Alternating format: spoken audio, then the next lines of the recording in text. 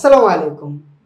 HSC প্রথম বর্ষে আসা যারা নতুন এসএসসি পরীক্ষা দিছো, নতুন ফার্স্ট ইয়ারে উঠবা, তাদের অনেকেই আমার কাছে জানতে চাইছো যে ভাইয়া আপনাদের আপনি যদি একটু কেমিস্ট্রির বুক লিস্টটা দিতেন। এখন আগে পরিচয় দিয়ে নিন যে আপনি বুক লিস্ট দিবেন, আপনি কে। আমি হচ্ছি অনুশীলনের কেমিস্ট্রি ইনস্ট্রাক্টর এবং ফাউন্ডার, এবং তার পাশাপাশি কেমিস্ট্রিতে একটু দক্ষতা আছে। তো কেমিস্ট্রি সম্পর্কে পড়াচ্ছি যেহেতু 3 বছর যাবৎ, সেই অভিজ্ঞতা থেকে আমি একটু বলার চেষ্টা করব যে কোন বইটা কিনলে ভালো হয়। তো তোমরা এসএসসিতে পড়াকালীন দেখছো যে বোর্ড বই থেকে একটা বই দিয়ে দেয়, ওটাই সবাই পড়ে, তার পাশাপাশি মেডিসি বা টেস্ট পেপার কিছু একটা পড়ে।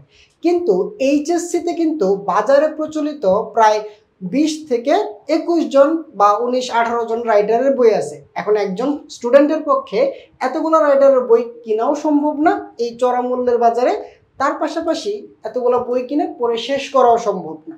তাহলে কি করা যায়? একটা বই ফলো করা যায়, ম্যাক্সিমাম 2টা বই ফলো করা যায়। বুঝাইতে পারছি কি? এবং একটু যদি বোঝানোর চেষ্টা করি, আমি যদি বলি রসায়নে মোটামুটি আমি যে 4টা বই লিখে রাখছি, এখানে 4টা বইয়ের ছবি দিয়ে রাখছি। যদি বলি রসায়নের যে ফার্স্ট পেপার মানে প্রথম পত্র, যদি আমি বলি যে রসায়নের প্রথম পত্র সম্পর্কে আমি প্রথমে আলোচনা করার চেষ্টা করব, তারপরে আমি সেকেন্ড পেপার সম্পর্কে বলবো। প্রথম পত্রে আমার যদি বলি চ্যাপ্টার কয়টা আছে, 5টা চ্যাপ্টার আছে। প্রথম পত্রের মধ্যে আমার চ্যাপ্টার আছে হচ্ছে 5টা। এটা হচ্ছে আমার প্রথম পত্রের বুক লিস্ট। প্রথম পত্রে 5টা চ্যাপ্টারের মধ্যে আছে ল্যাবরেটরি নিরাপদ ব্যবহার, 2 নম্বরে আছে গুণগত রসায়ন, মৌলের পর্যাবৃত্ত ধর্ম ও রাসায়নিক বন্ধন, রাসায়নিক পরিবর্তন 4 নম্বরে, এবং কর্মমুখী রসায়ন।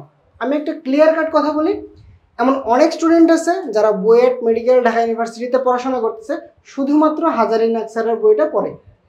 এটা পুরাতন বই, সবাই পড়ে, ঠিক আছে। কিন্তু এখন দেখা যাচ্ছে ওই এডমিশন টেস্টগুলোতে বা বোর্ড পরীক্ষাগুলোতেও আর একটু হাই লেভেলের থটের কোশ্চেন করতেছে।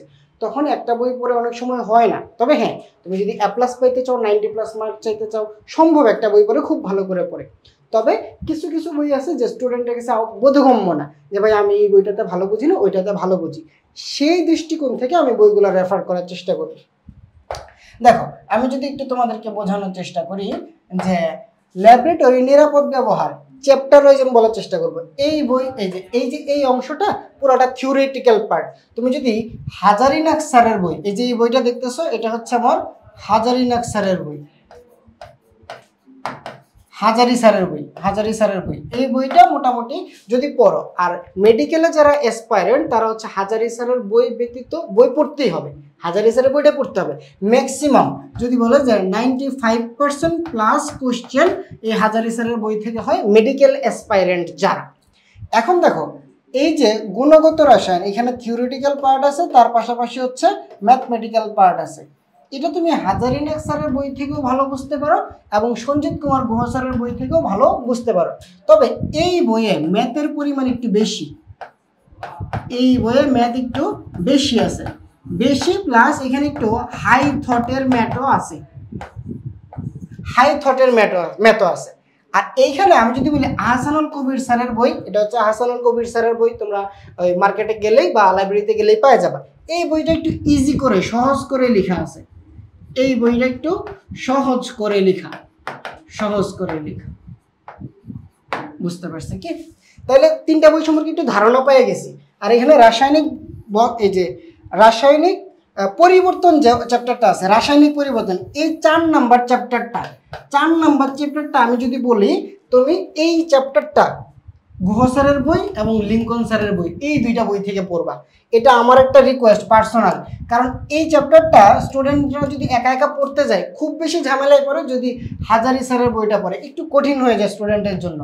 এই চ্যাপ্টারটা সবচেয়ে ভালো লেখা আছে এবং ম্যাথের পরিমাণ একটু বেশি আছে আমাদের গুহা স্যারের বইয়ে, এবং এটা হচ্ছে লিঙ্কন স্যারের বই, এই 2টা বই। বুঝাইতে পারছি কি? তাহলে সামারিটা কি, যারা মেডিকেল অ্যাসপারেন্ট তারা সঞ্জিত কুমার গুহা স্যারের বইটা অবশ্যই পড়বা, এবং যারা একটু অ্যাডভান্স ম্যাথ প্রবলেম সলভ করতে চাও, একটু নিজের চিন্তা ভাবনা বাড়াইতে চাও বা একটু পরিশ্রম করতে আগ্রহী, তারা গুহা স্যারের বইটা পড়বা, আর যারা একটু নিজেকে দুর্বল মনে করে, ভাই আমার রসায়ন তো ভালো লাগে না আমার, বা আমি একটু পারি না, আমি একটু কম বুঝি, তারা একটু আহসানুল কবির স্যারের বইয়ের দিকে মুভ করবা। বুঝাইতে পারছি? তবে এইটা কমন, এটা সবাই পড়তে পারবে, বুঝাইতে পারছি? এবং তোমাদের জন্য একটা ইনফরমেশন হচ্ছে, মেডিকেলে কিন্তু কেমিস্ট্রির প্রায় 80% কোশ্চেন দেখা যায় এই হাজারি স্যারের বইয়ের অনুশীলনী থেকেও দিয়ে দেয়, বা অন্যান্য বইয়ের অনুশীলনী থেকে, এইখান থেকে বেশি দেয়। তাহলে এই বইটা অবশ্যই পড়বা। আর যদি আমি একটু স্পেসিফিকলি সেকেন্ড পেপারের দিকে যাই, দেখো সেকেন্ড পেপার দ্বিতীয় পত্রের ক্ষেত্রে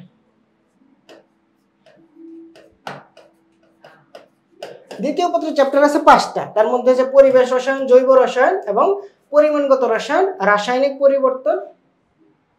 ওকে, এটা তো রাসায়নিক পরিবর্তন চ্যাপ্টার না, এটা রাসায়নিক পরিবর্তন না। এইখানে 4 নম্বর চ্যাপ্টারের নাম হচ্ছে তড়িৎ রসায়ন। 4 নম্বর চ্যাপ্টারের নাম হচ্ছে তড়িৎ রসায়ন। তাহলে চ্যাপ্টার কয়টা পেল? 4টা চ্যাপ্টার পেলে। এর মধ্যে প্রথম পরিবেশ রসায়ন, 2 নম্বর জৈব রসায়ন, আর এখানে গাণিতিক হিসাব নিকাশ, পরিমাণগত রসায়ন, আর তড়িৎ রসায়ন হচ্ছে 4 নম্বর চ্যাপ্টার, আর অর্থনৈতিক রসায়ন হচ্ছে 5 নম্বর। উপরের 4টা হচ্ছে জৈব রসায়নটা তো পুরোপুরি বিক্রিয়ার চ্যাপ্টার, আর পরিবেশ রসায়ন, পরিমাণগত রসায়ন, তড়িৎ রসায়ন, এই 3টা ম্যাথমেটিক্যাল পার্ট। তবে সবগুলো অধ্যায়ের জন্য হাজারিনাগ স্যারের বইটা ভালো। হাজারিনাগ স্যারের বইটা আমি বলবো কি ভালো, বাজারের সেরা।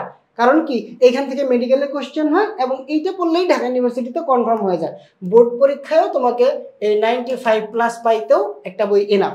তবে আমি বলবো জৈব রসায়নটা, এই যে জৈব রসায়নের যে পার্টটা আছে, স্পেশালি হচ্ছে নামকরণ, জৈব রসায়নের যে নামকরণ অংশটা, সেটা তুমি গুহ স্যারের বই থেকে পড়বা, বা ফুল জৈব যৌগটা তুমি সঞ্জিত কুমার গুহ স্যারের বই থেকে পড়বা।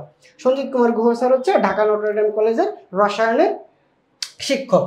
এবং আমি যদি বলি সেম আগের মতো, যদি কেউ সহজভাবে রসায়নটা বুঝতে চাও, ইজি, তোমার কাছে রসায়নটা সহজভাবে বাংলা কথায় বুঝতে চাও, তখন তুমি আহসানুল কবির স্যারের বইটা পড়বা। বুঝাইতে পারছি কি? আর দ্বিতীয় পত্রের ক্ষেত্রে তোমাদের এই বইটা এক্সট্রা করে আমি বলবো না।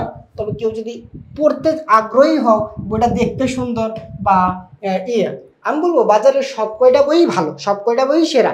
তুমি কোনটাতে কমফোর্টেবল এবং কোনটা থেকে প্রশ্ন আসে সেটা সিলেক্ট করাই হচ্ছে বেটার। তাহলে আমি কিন্তু মোটামুটি একটা তোমাদেরকে ধারণা দিতে পারছি। কেউ যদি একটা বই কেনো তাহলে হাজারি স্যারের বইটা কিনবা, আর যদি কেউ দ্বিতীয় বই কেনো তাহলে সঞ্জিত কুমার গুহ স্যারের বই কিনবা, এর বেশি কেউ কিনে না। বুঝাইতে পারছি কি? এখন তোমার যদি মনে হয় যে হাজারি স্যারের বইয়ের পাশাপাশি আহসানুল কবির স্যারের বই কিনবা, এটাও করতে পারো। তবে আমি বলবো সঞ্জিত কুমার গুহ স্যারের বইয়ের পাশাপাশি তুমি যদি হাজারি স্যারের বইটা পড়ো, তাহলে এটা হচ্ছে বেস্ট কম্বিনেশন।